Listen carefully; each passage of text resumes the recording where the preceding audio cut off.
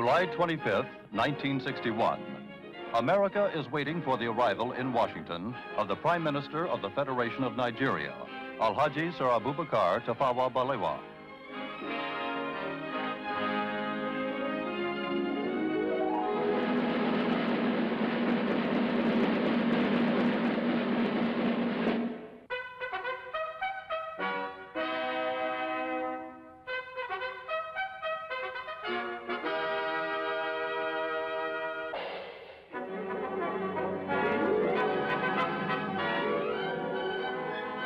Prime Minister Balewa is making an official visit to America at the invitation of the President of the United States, John F. Kennedy.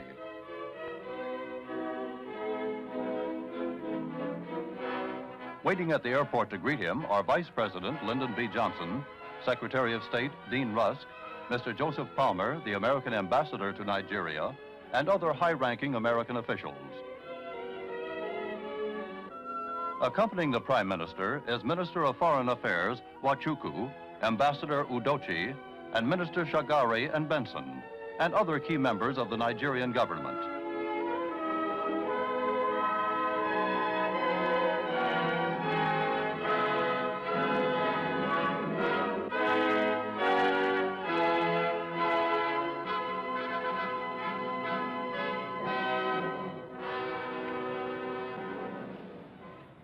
Mr. Prime Minister, I am honored to welcome you and the distinguished members of your party to the United States.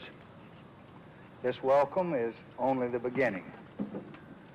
You will find as you travel through this country a very deep and genuine interest in the exciting developments which are taking place in your country and in Africa today. I am very pleased to be with you in Washington today, and I look forward to the week which we are to spend among you. I have no doubt that the American people will receive us with all the kindness that they all receive strangers. This is just a brief reply to your very warm address of welcome. Thank you.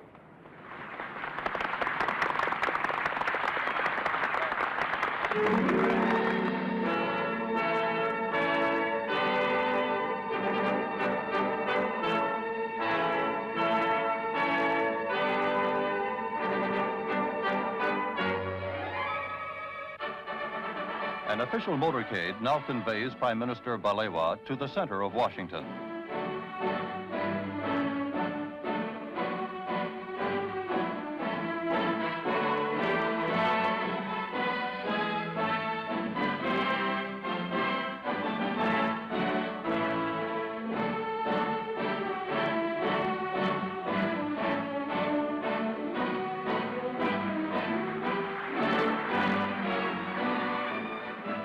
Many friendly Americans are waiting to welcome Sir Abubakar to his home in Washington.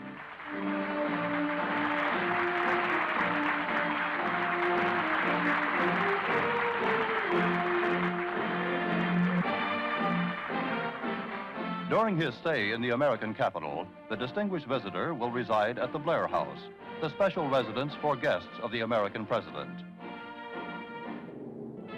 Just across the street from the Blair House is the White House, where President Kennedy awaits Prime Minister Balewa.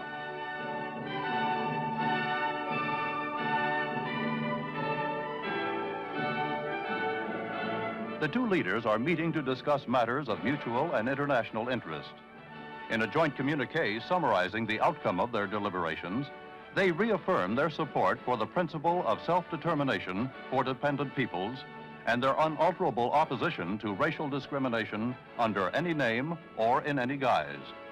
President Kennedy expressed his pleasure at the success of the Monrovia Conference and congratulated the Prime Minister on his constructive contribution. The two leaders affirmed their confidence that their exchange of views had strengthened the bonds of friendship between their two countries.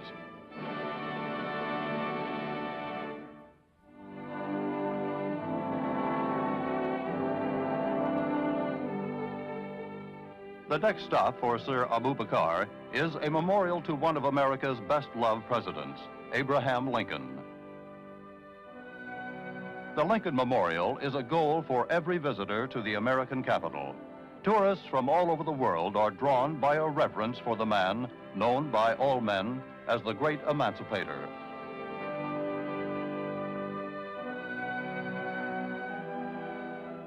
As they stand before the statue of Lincoln, the Prime Minister and his party remember the words in which Lincoln addressed his countrymen. He called upon them to do all which may achieve and cherish a just and lasting peace among ourselves and with all nations. Sir Abubakar and his party see a monument to America's first president, George Washington, as they leave the Lincoln Memorial. A group of children proudly display the placard which Prime Minister Balewa has autographed for them.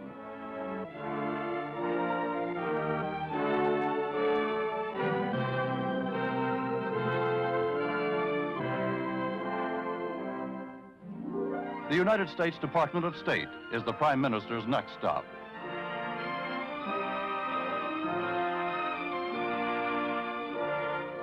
An exhibit of photographs from Nigeria and of Nigerian arts and crafts has been planned to coincide with Sir Abubakar's visit.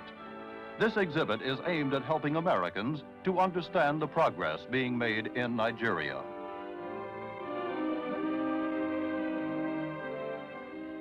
Prime Minister Balewa is once again warmly greeted by Secretary of State Dean Rusk. The meeting affords an occasion for the two men and their advisors to confer on a wide variety of subjects.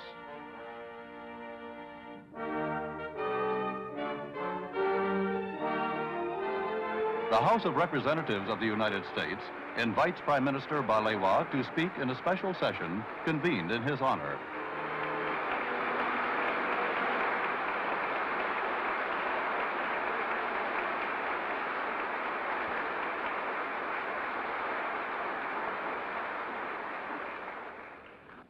I regard it as a signal honor and privilege to be invited to address this world-famed gathering, not only because the United States of America is one of the leading nations of the world and one of the most powerful and advanced on earth today, but also because I believe that those who have struggled and worked to achieve independence will share with you and the great country which you represent a special meaning of liberty, of freedom from outside control, and opportunities for the fulfillment of one's national desires and cultural heritage. No one who visits the United States of America will fail to notice the effects of a free society and of a democratic system of government in which the rulers are the embodiments of the will of the people, and where the activity of those who rule are reviewed frankly from time to time by the entire population. We admire the American way of life, and we respect the people of the United States for their love of freedom. The spirit of freedom which was kindled in the hearts of the founders of your great nation and has impelled you to great feats in moments of national emergency, as well as in your daily activities. That same spirit has shown itself in Africa, and we are determined that the flame of freedom once alight shall not go out again in our continent.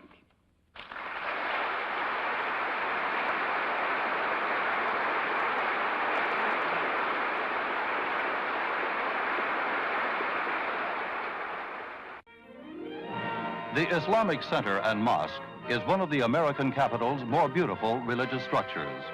Al-Haji Sir Abubakar arrives to visit the mosque, which is a center for study and research on Islam. Dr. Mahmoud Hobala, the director of the Islamic Center, greets Prime Minister Balewa.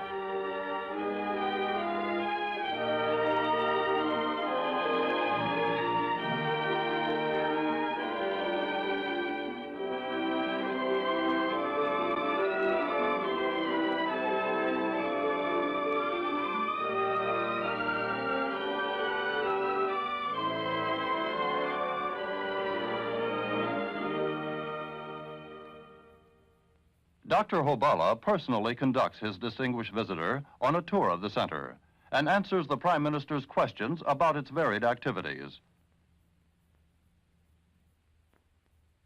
When Sir Abubakar visited the United States in 1955, the Islamic Center had not yet been completed. The Prime Minister is impressed by its finished state and also by America's interest in Islam.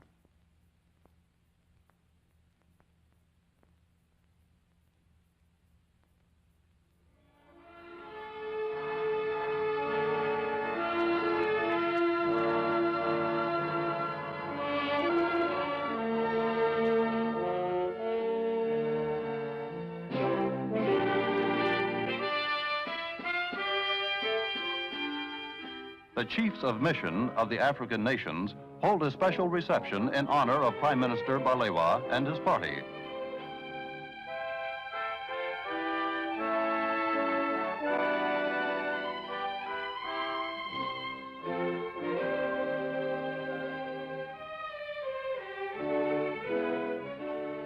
Present at this gala occasion are Ambassador and Mrs. Udochi and many other distinguished official and diplomatic dignitaries.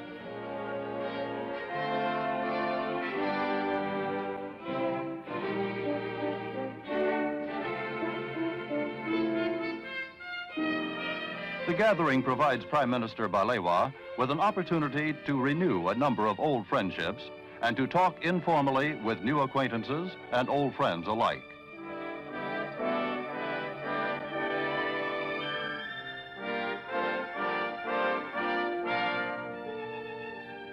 The National Press Club, whose membership includes distinguished world journalists, is one of the most influential forces on public opinion in the United States.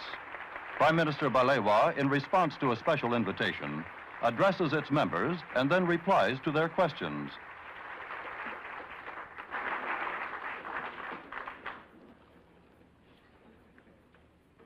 I would like to thank you, Mr. President, and the executive members of your organization for giving me the opportunity to address such a distinguished gathering. The Prime Minister tells his audience that he is greatly encouraged by the increased interest that the United States is demonstrating in